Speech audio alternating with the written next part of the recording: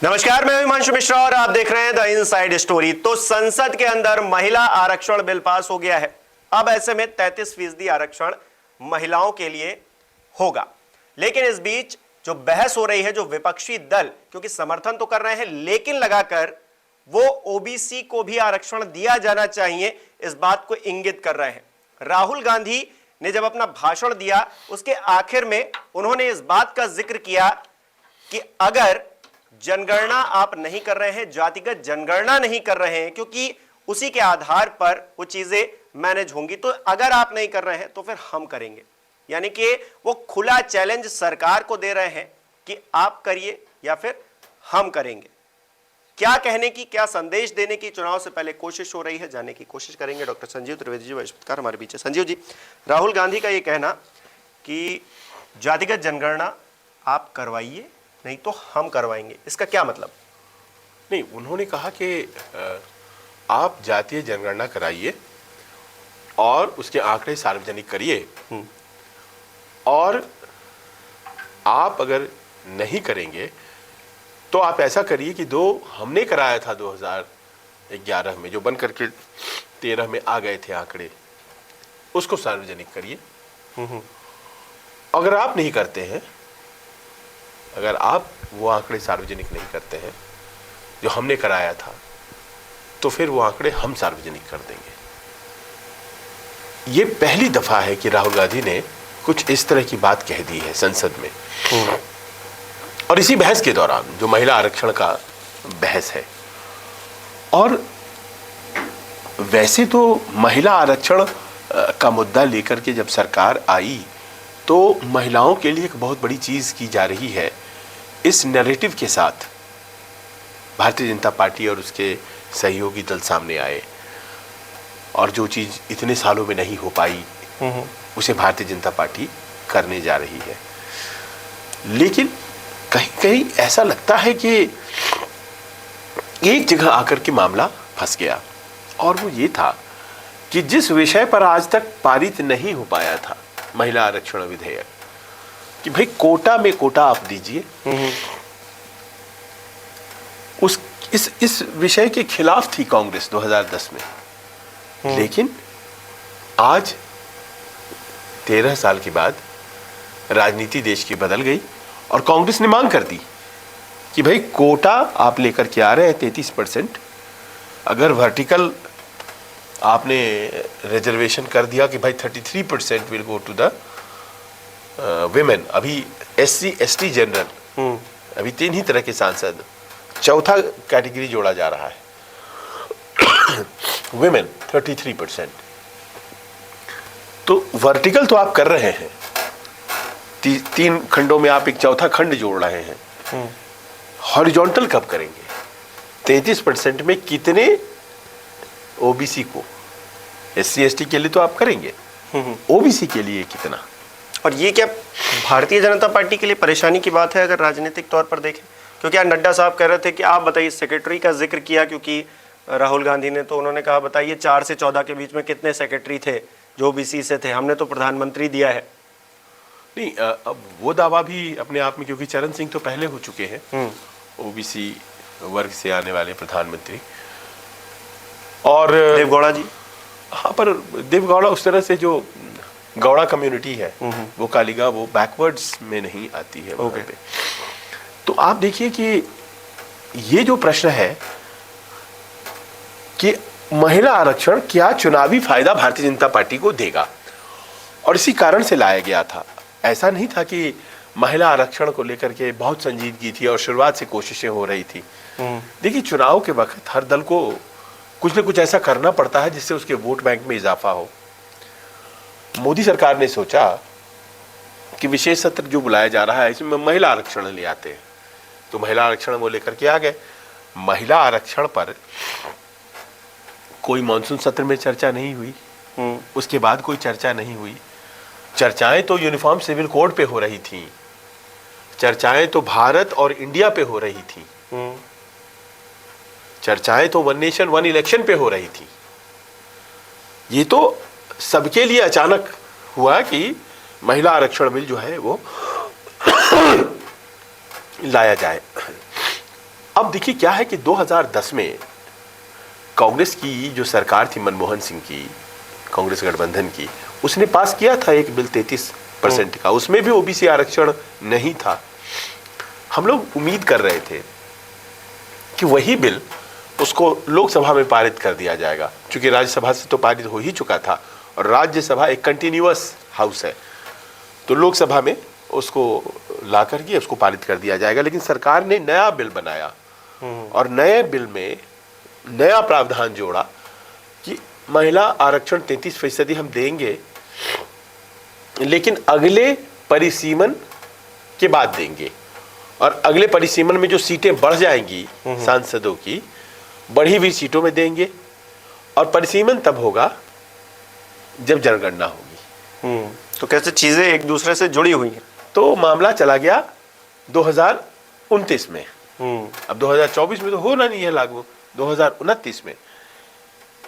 अब ये सवाल जो था, एक तो ये प्रॉब्लम सामने आ गई, विपक्ष करने लगा तो ये क्या मतलब हुई लाने की, फिर विशेष सत्र की क्या जरूरत थी, फिर क्या आप इसे मानसून सत्र में कर लिए होते, या अभी 2 महीने के बाद विंटर सेशन आ जाएगा, उस वक्त आप कर लेते।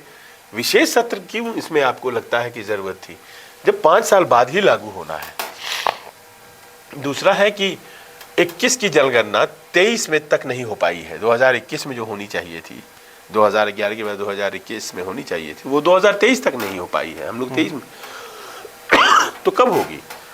और इस जनगणना के आंकड़ों पर परिसीमन होगा।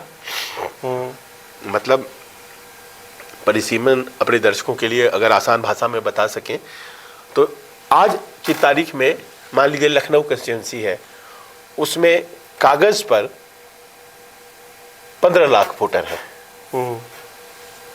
लेकिन एक्चुअल में वहां पर वोटरों की संख्या हो गई है 22 लाख, क्योंकि 2011 में हुआ था ना, 13 साल बीत गए हैं। बिल्कुल।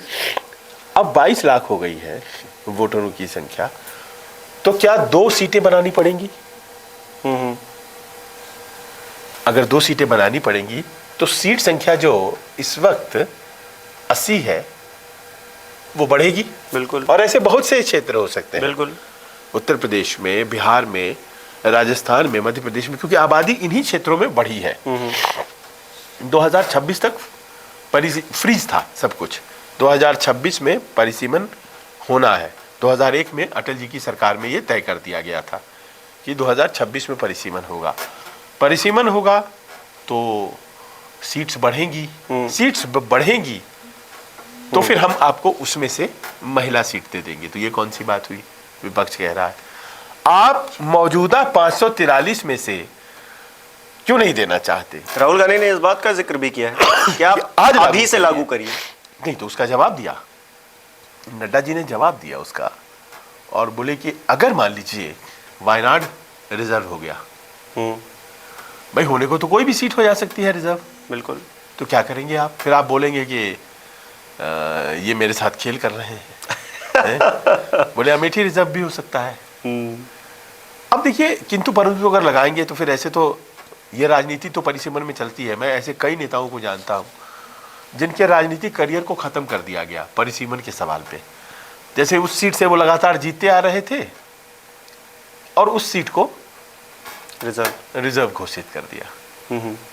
किसी को भी रिजर्व घोषित करते हैं, उसमें जरूरी नहीं है ना कि वहां पर एससी ज्यादा हो या एसटी ज्यादा हो, रोटेशन में किसी को भी कर सकते हैं और वो हर बार चेंज होता रहता है। तो आपका सीट कल्टीवेटेड सीट था, बहुत मेहनत आपने उस सीट पे की थी, हैं? और अचानक से फिर जो है वो सीट रिजर्व घोषित हो गई। 87 सीटें हैं देश में जो कि एससी की सीटें हैं, और करीब 47 या 45 सीटें हैं जो एसटी की हैं। तो कोई ना कोई 47 सीटें तो इस बार भी 26 में बनेंगी ना, और महिला भी जोड़ लीजिए उसमें।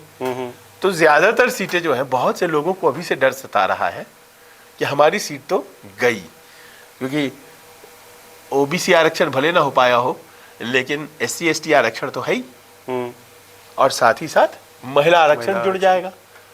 तो पता चला कि आरक्षण ही जो है वो 50 के पार हो गया। तो फिर हम क्या करेंगे? ये एक सोच अभी के सांसदों में है। बहरहाल अभी इस वक्त लागू नहीं करेंगे, क्योंकि अभी लागू अगर करते मोदी जी तो फिर ये पूरा गुणा गणित 4 महीने बाद चुनाव होने हैं लोकसभा की, पूरा गुणा गणित गड़बड़ हो जाता। तो उन्होंने एक तरह से फील गुड कराने के लिए ये बिल तो पास कर दिया। नहीं, आप देखिए ना वो क्या कह रहे हैं, कह ये रहे हैं कि देखिए हमने नई संसद में आके पहला बिल जो है वो महिलाओं के लिए, जो 50% आबादी है उसके लिए किया। तो एक अपने आप को उस तरह से प्रोजेक्ट करने के लिए भी ये चीजें नजर आ रही है। ये बात तो है कि 27 सालों से ये बिल लंबित था। 96 और 27 सालों से ये बिल देवेगौड़ा जी के काल में पहली बार आया, और तब से अभी तक वो पास ही नहीं हो पाया। हम लोगों ने, हालांकि कोशिशें कई बार हुई, हम लोगों ने देखी थी 2010 में कैसे टेबल पे चढ़ गए थे, और ओबीसी महिलाओं को क्यों ना होगा। वही समाजवादी पार्टी इस बार समर्थन देती हुई दिखाई पड़ी, अपनी बातें कह रही थी, लेकिन वो कह रही थी कि हुआ यूं कि ओबीसी को क्यों नहीं, इस सवाल पे सारे दल एक हो गए विपक्ष के, और इंडिया अलायंस को एक होने का एक बड़ा मौका मिला। भाजपा ने ये लाया था बिल अपने चुनावी फायदे के लिए, लेकिन इंडिया गठबंधन को ये लगा कि अरे ये तो हमारे चुनावी फायदे का सौदा बन गया, क्योंकि आरजेडी वाले भी कह रहे हैं ओबीसी का इसमें आरक्षण नहीं है, कांग्रेस वाले भी कह रहे हैं, सोनिया गांधी कह रही है, एक चीज पर सब एक मत हो गए, और यही एक मत होना जो है, इसी को तो अवॉइड करना चाहते हैं ना मोदी जी, क्योंकि ये जो एक मत होना है ये फिर 1 to 1 फाइट में कन्वर्ट हो रहा है।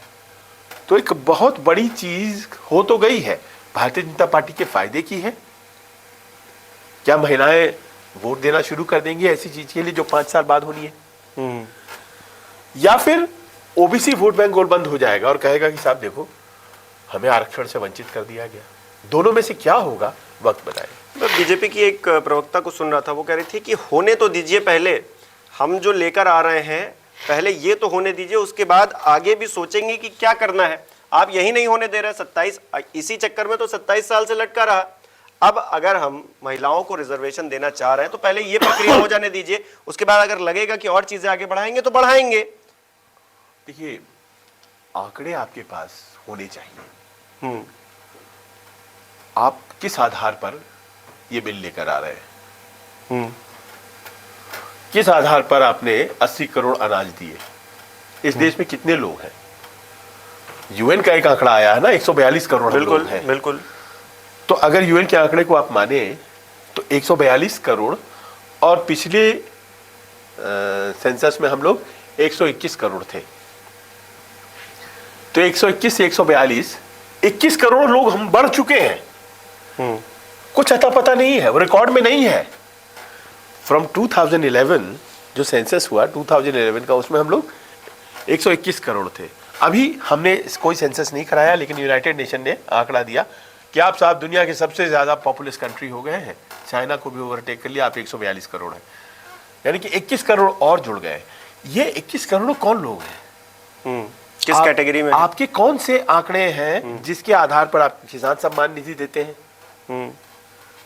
जिसके आधार पर आप वो जो अनाज बांट रहे हैं, नहीं किस तो आधार पे है। आधार एक संसद में पूछा गया कि किसान की परिभाषा बताइए, तो किसान की परिभाषा नहीं है इस देश के अंदर। 2021 में जनगणना होनी थी, वो नहीं हुआ, और यहाँ पर जातिगत जनगणना भी कई राज्यों ने जो है उसकी पहल शुरू कर दी, और मैनिफेस्टो में आने लगा, गारंटीज में आने लगा, और ऐसे में सब चुनावी मामला चल रहा है बस। क्योंकि देखिए 21-22 करोड़ तो किसी देश की आबादी होती है। बिल्कुल है आज के डेट में। अब जैसे पिछले जनगणना हुई थी उत्तर प्रदेश, करीब 17-18 करोड़, आज के डेट में 22-24 करोड़ लोग बता रहे हैं, इतनी तो हो ही गई होगी। अब यहाँ जो सरकारी योजनाएं बन रही हैं, जो अनुदान लोगों को दिए जा रहे हैं, स्कॉलरशिप का मसला है, सम्मान निधि का मसला है, महिलाओं को डायरेक्ट बेनिफिट ट्रांसफर में उनके बैंक अकाउंट में कुछ पैसे दिए जाने का मसला है, हम तय कैसे कर रहे हैं। इन 21 करोड़ में कितने ओबीसी हैं, कितनी महिलाएं हैं, कितने इसमें SC ST हैं, कितने सवर्ण हैं। अगर कुछ आइडिया ही नहीं रहे तो 21 करोड़ की जानकारी के बगैर हम ऐसे ही चले जा रहे हैं। नहीं तो हमारे पॉलिटिकल पार्टीज को 80-20 में इंटरेस्ट होता है ना, वो उनको इंटरेस्ट इस चीज में नहीं है। शायद मुझे यही लगता है, क्योंकि नेता तो बड़े खुले मंच पे अपनी बातें कह देते हैं, लेकिन आपको जब सेंसस कराना था, चलिए 1 साल लेट हो जाता, 2 साल लेट हो जाता, अब आप इलेक्शन के बाद ही करवाएंगे, और कब करवाएंगे इसका कुछ पता नहीं है। आप यहाँ कह रहे हैं कि महिलाओं को आरक्षण दे देंगे, तो सीधे सीधे आप उस वे में काम नहीं कर रहे हैं कि चीजें मैनेज्ड हो जाए। आप उस वे में काम कर रहे हैं कि इलेक्शन है तो हम करे ले रहे हैं। आज नड्डा जी की बातें आपने सुनी होंगी कि भाई आप हो जाने दीजिए, जैसे कि आप भी कह रहे थे कि तुरंत कल अमित शाह जी कह रहे थे राहुल जी की बातों के बाद कि भाई हो जाने दो, हो जाने दीजिए इसको, उसके बाद फिर हम करेंगे जनगणना, और जनगणना के बाद करेंगे परिसीमन।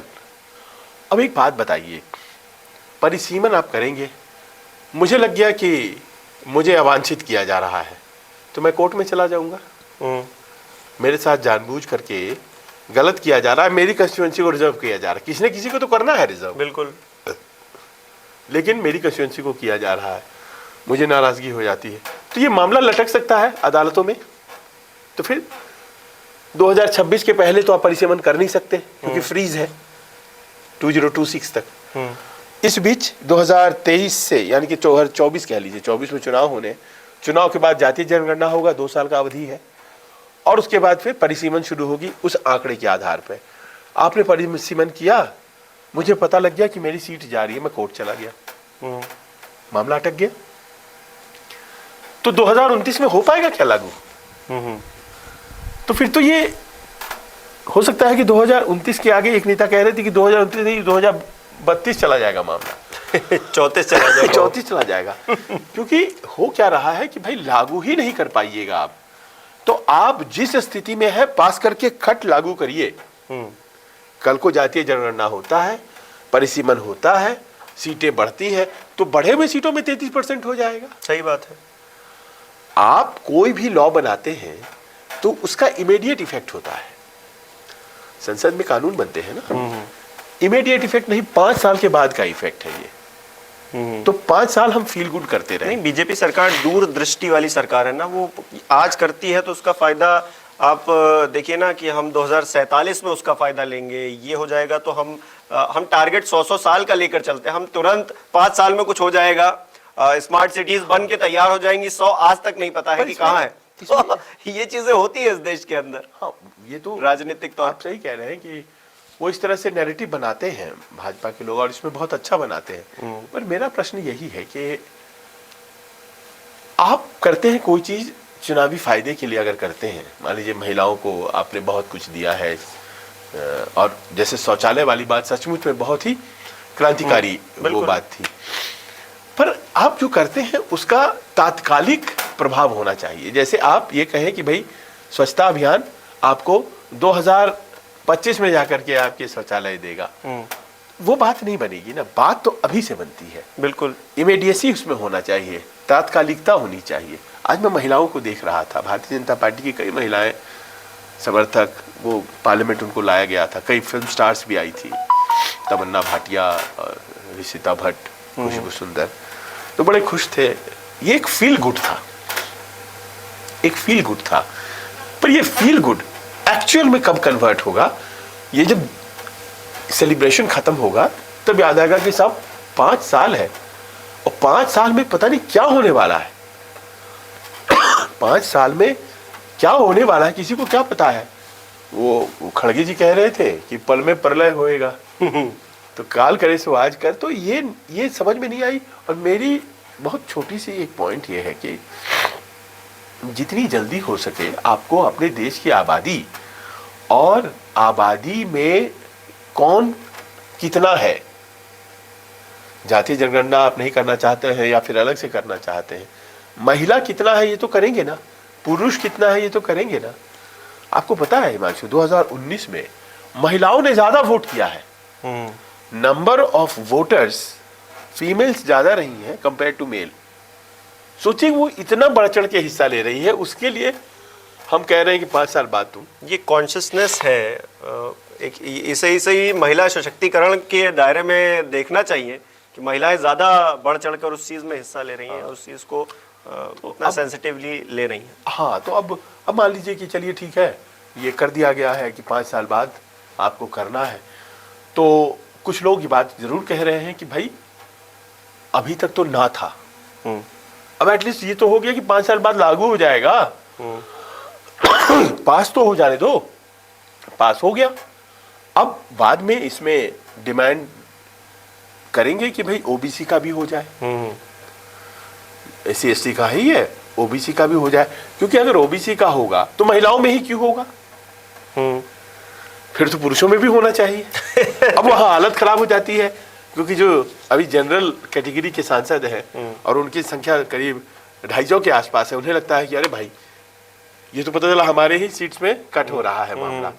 तो ये जो आरक्षण का विषय है, ये देश की राजनीति को बदलने की ताकत रखता है, और ये चुनाव से पहले एक छोड़ दिया गया, छोड़ दिया जाता है। हाँ। मैं पूछ रहा था कि महाराष्ट्र में वो सज्जन जो बैठ गए थे कि भाई हम मराठा हैं, हाँ मराठा, हमें आप आरक्षण दीजिए, तो वो कौन थे? तो बोले नहीं, उनके कुछ जाति के लोग पा चुके हैं, उन्हें लगा हमें क्यों नहीं मिलेगा। हाँ। मराठा तो बहुत एक अम्ब्रेला टर्म है ना, बहुत से लोग उसमें होते हैं।